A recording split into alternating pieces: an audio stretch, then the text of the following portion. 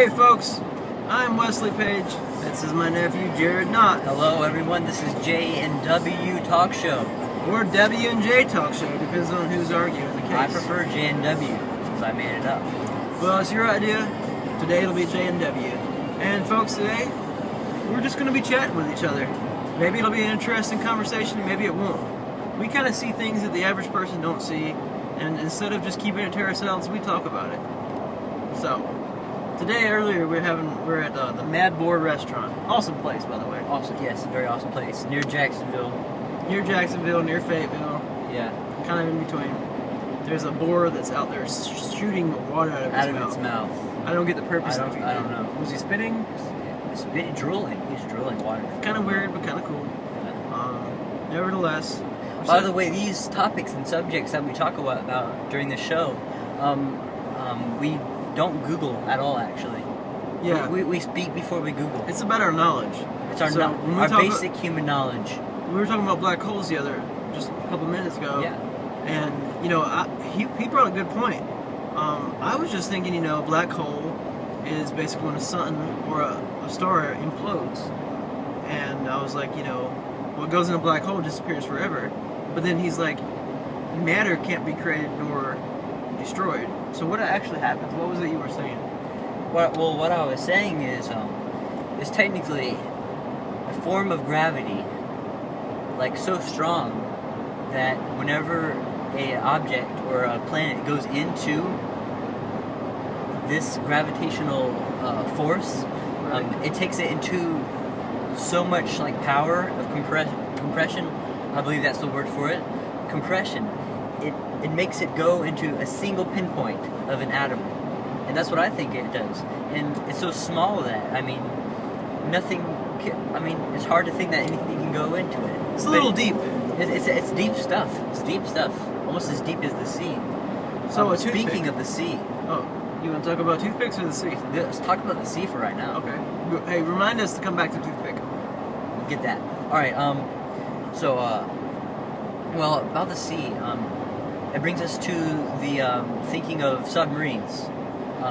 When you think of the sea, do you think of submarines or boats? So we were thinking about submarines earlier, and my question was, what type of plateware is on a submarine?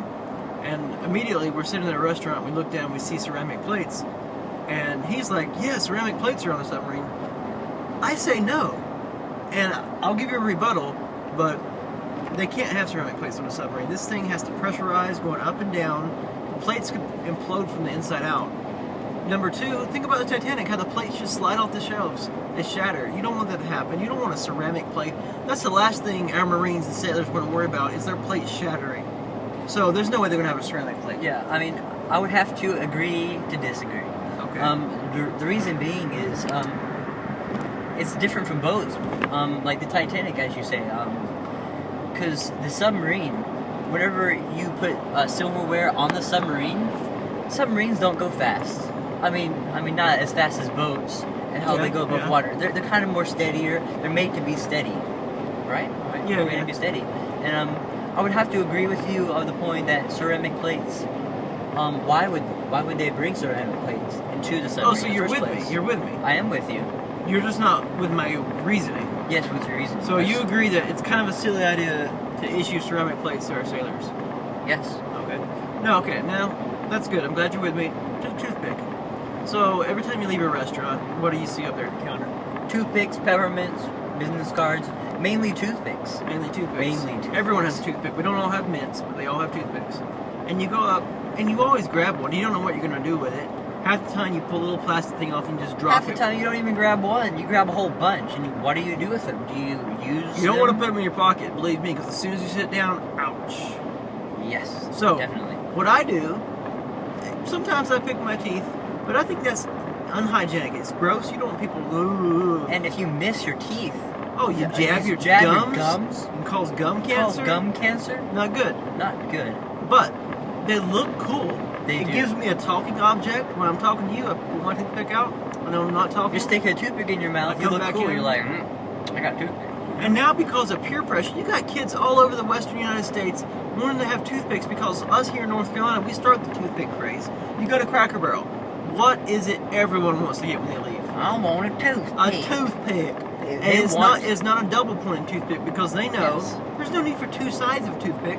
Like, what are you going to do? Stick it in your mouth, take it out, wash it, and... They even sell toothpick carriers. Toothpick carriers? What in the world? Oh. There's these tubes of toothpicks in them. I just wanted to get that off my chest. And so, I see you're wearing a Bob Marley shirt. That's pretty cool.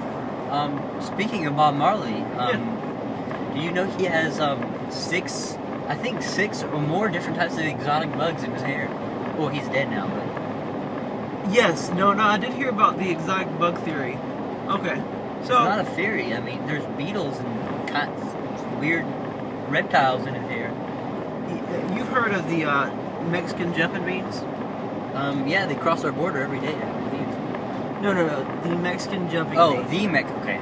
So, I didn't know. I used to eat these things. I thought they were delicious. And I also thought they were play toys. When they stopped working, you ate them. So, I would get Mexican jumping beans, play with them for a week, and then they'd stop jumping. I'm like, okay, I'll eat the bean because they don't work.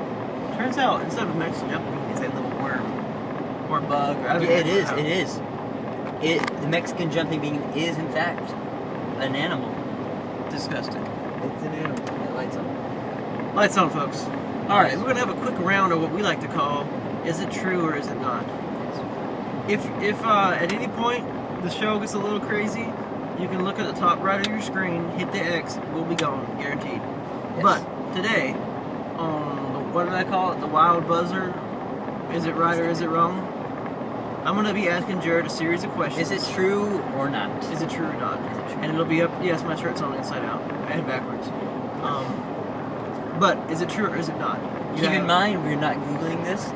We are doing this from heart and from our mind. Is it true or is it not?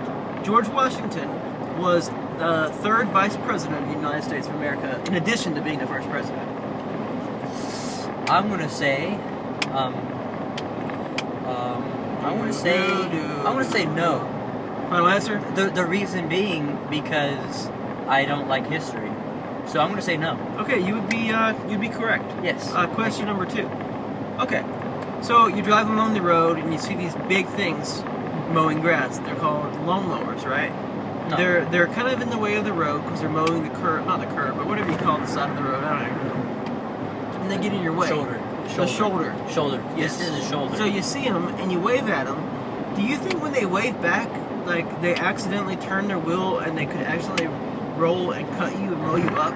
Even worse, they can run over their own crops. Is it true or is it not? Is it true or is it not?